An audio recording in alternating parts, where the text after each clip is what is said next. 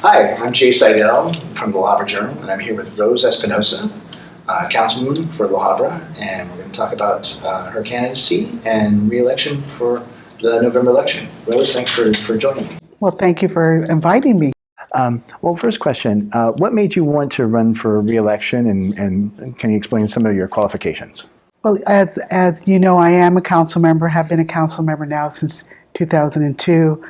It took me 4 times to try to get into the council within a 8-year period. So I kept persevering because I was really committed to being on the council. I realized that I could make a difference once I established Rosie's Garage and try to address the issues of gang activity and that. So once I knew that I could make a difference, I thought, could I make a bigger difference? And the opportunity came to run for city council. And I had a number of things on the platform that I wanted to address. And one of them was gang violence, recruitment, involvement, and all that.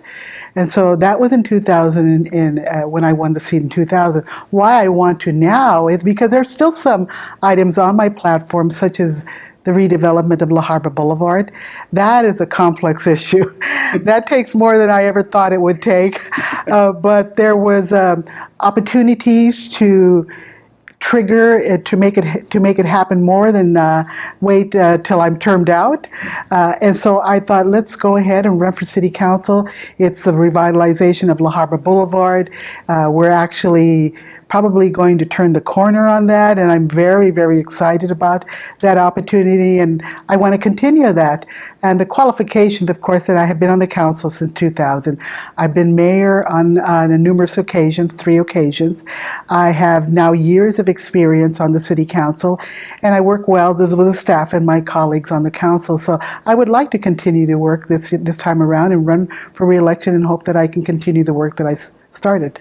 Yeah, the redevelopment of La Habra Boulevard, being a La Habra native myself, that's something that, I commend you for doing, having that on the agenda, but that's something that I, even as a resident, just like, I wish this could revitalize. I wish this could be, a downtown, a real downtown kind of. The heart of the city. Right. I mean, this is where the heart of the city is, where you want people to come, and if you can't make that change happen, then how is it going to ripple to the outside of the community?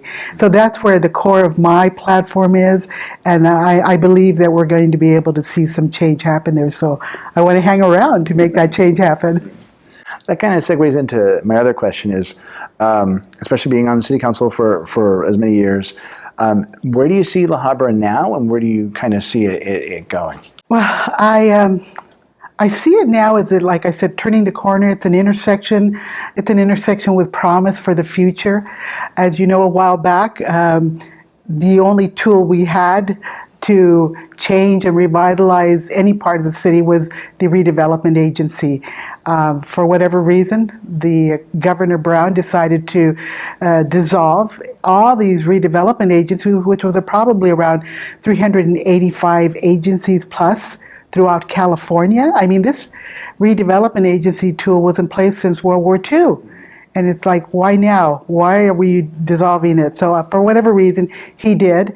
But he didn't give a plan B for the city. It's like, well, this is what you can use in place of redevelopment. So it left every city scratching their head as to, now what? How are we going to attract developers to build in blighted areas or areas of need? How are we going to attract realtors if the location looks like there can't be anything that we can do for the business owner, for the developer, and so on? So luckily for us, when the governor decided to shut down all RDAs in 2011, the city was already looking into possibly revising the general plan. It hadn't been revised for 20 years.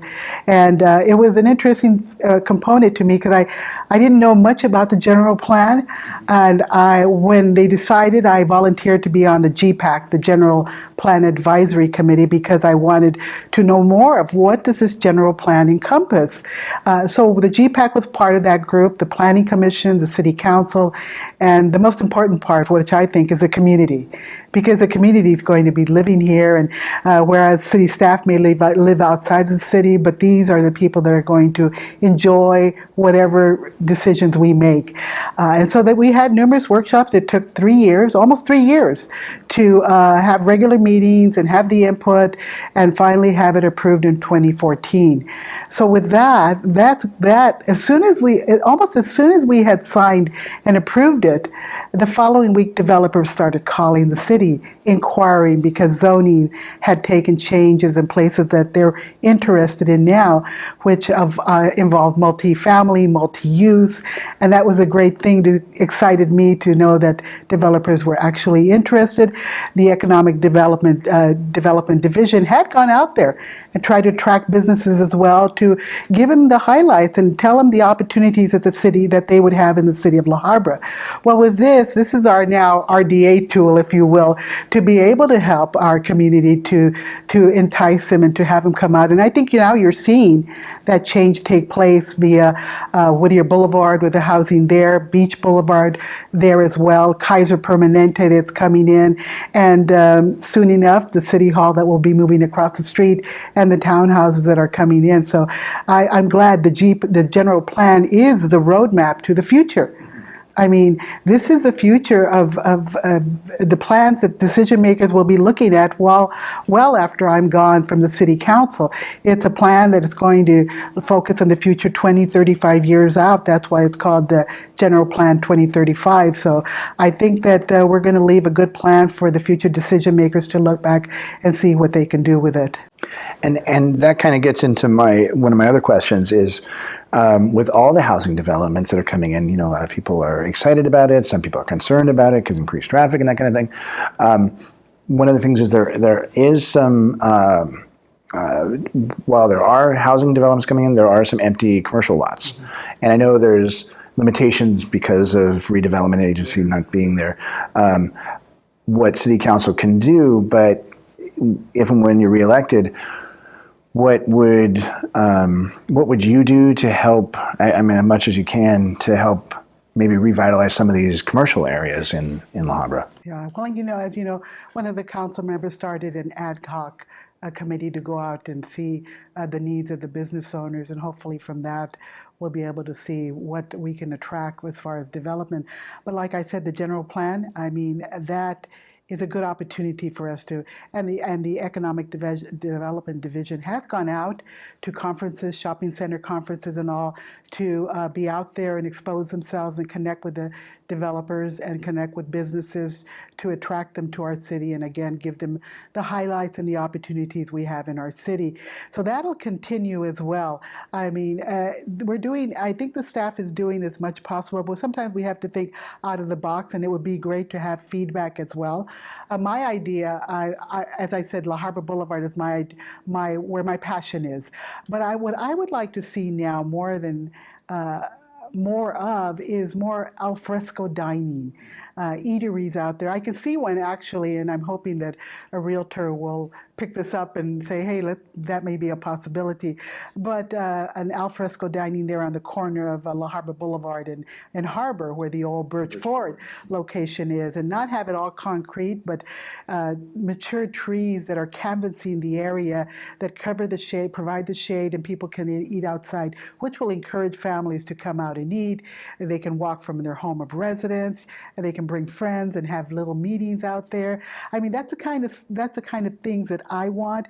With a larger scale, similar to the location there at Chipotle and Corner Bakery, or the smaller one there at Starbucks on Beach Boulevard and Whittier Boulevard, but a bigger scale.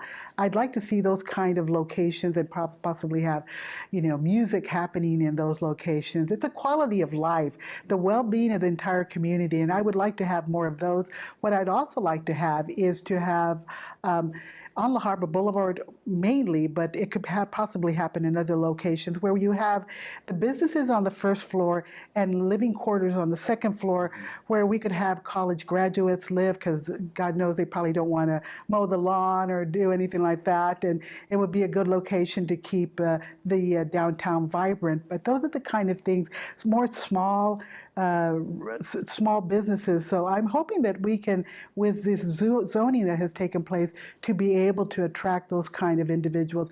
And with the city hall, as I said, moving across the street, the townhomes coming there, they can possibly say, hey, why don't you have a so-and-so business? And that will be where I'm hoping that we can possibly attract those individuals, because the demand's there. The people are asking for it. So I'm keeping my fingers crossed, and staff is doing an incredible job with the new economic development director, Andrew Ho. So I'm very optimistic of what we can do. Yeah, that idea of that outside dining eatery place right on that corner of La Habra and Harbor would be great, because Harbor is such a pass through for the city, for people to see La Habra. That's stuff that I've written about, is that that's what people see of La Habra. Well, that's what I'm saying. We have to make a good first impression.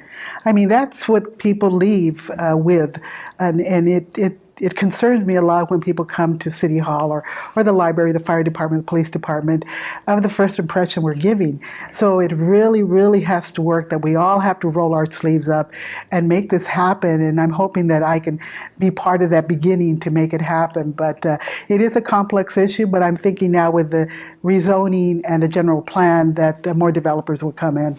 Okay. Another question is,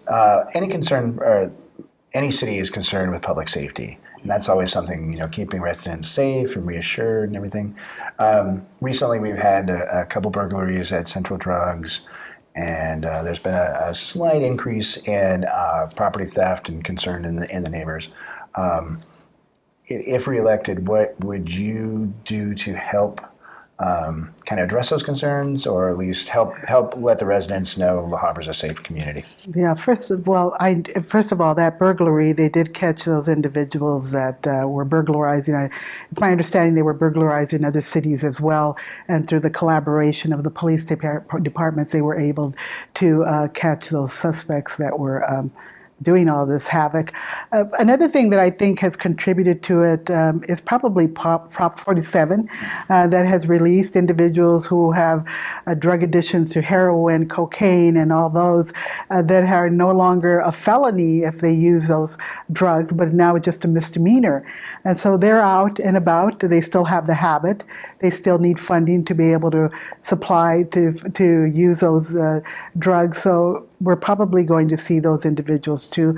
I think resident members should contact their state representatives and tell them, this is not a good idea that you pass this, and explain to them your situation in the community and why you encourage them not to continue with this, or amend it in some way as well. Another is maybe the community can itself find a solution, be more involved. Does a neighborhood have a neighborhood association? Does it have a neighborhood watch?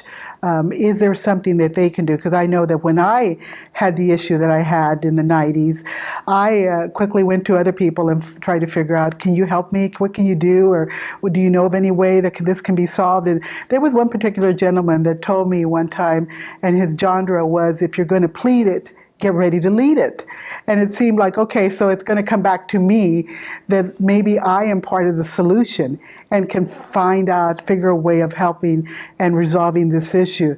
It was long term, but I enjoy it. And so it gave me gratification to know that I could play a role in resolving the issue that was in my neighborhood. That may be something that the resident members may want. I would also ask them to encourage them to get involved, contact the police department, find out, can they establish a neighborhood association or a neighborhood watch? I mean, the police, ever since I've been on the council in 2000, I have never seen a more active police department than I am now, with the first night out, the coffee with a cop, the open houses they have, the collaboration goes on with the fire department and the police department, and the robocalls that the police chief gives out to the communities. So they're really doing their share, and I think that we as resident members should possibly think maybe of contacting them and thinking, how can we collaborate? But I would love to hear from those resident members themselves and find out what their issues are too. In fact, I'll give you my phone number, 562-694-1557, because I'd like to find out as well and see if I could get them together and find out with the police department what we could possibly do together. Good, yeah. The programs like CERT or those kind of things that residents can kind of come in, and the civilian police training or civilian police academy that the police Yes. department does. They do their part to get information out there. So Really doing a lot of outreach, and yeah. I'm glad of that. But it's interesting to have the residents. If you're going to plead it, get ready to lead it. That's a great It's a thing. collaborative effort between all of us. We're all in this neighborhood, community, city together, and we all have the wherewithal to give something. And like you always say in classrooms, there's never a dumb question. Right. Every question is valuable. Speaking of questions, last question. What's something that you feel that the community doesn't know about you that you might want to share with the community? Well, I am, like you, a lifelong resident of La Habra. I've been in La Habra since, a friend of mine would say, knee-high to a grasshopper. And I've never had an urge to leave the city of La Habra. I worked at Beckman Instruments for 30 years. I started there as a glass blower and eventually transferred over to another department and ended my 30-year career as a principal designer, designing printed circuit boards and diametrics for the assembly floor and mechanical drawings for the diagnostic instruments. So I enjoyed that, but I left because I decided to commit my time to the youth here in La Habra via Rosie's Garage. I am a Cal State University Fullerton student. I'm so proud to go back to the university. I should be graduating this spring. At the same time, I have a student loan, so I had student debt, and I'm joining the kids now with that and have to pay it off eventually. But because of that, I joined the Cal nonprofit. They were sent out a message of individuals interested in becoming part of the student debt task force, and it interested me because now I am a student and I do have debt, and I want to find out how we can help the students with their debts and possibly waive some of their loans in a way or another. But the thing is to see how we can help them so they can get that off their list and buy a home and raise a family and not have to have that cloud over their head. So that's something that excites me. And like I said, I should be graduating in the spring. I used to be a business owner here in La Habra when I was 25 years and single. I had a mom and pop grocery store. And I'd like to thank all those people that do end up having their own business, because it is a lot of work, a tremendous amount of work, and I'm grateful for anyone that starts their own business, because I know the hours that they keep and the finances that they have to make sure are there. So I just congratulate them for making that commitment as well. And I've been married to my husband now for almost 38 years. He was my first boyfriend, and I was his first girlfriend, and we're happy still, and we have one son, adult son. So I'm pretty happy all around. Oh, good. That sounds really good. That the student debt sounds pretty interesting. I'm still paying off my undergrad. Are you loans. really? Yeah. My grad school I paid for, but undergraduate I'm still paying for. Yeah, that shouldn't be right. I mean, you want to travel, you want to do all these things, and if you have a passion for what you do and it doesn't pay a lot, I mean, how are you going to get that debt off your list right away?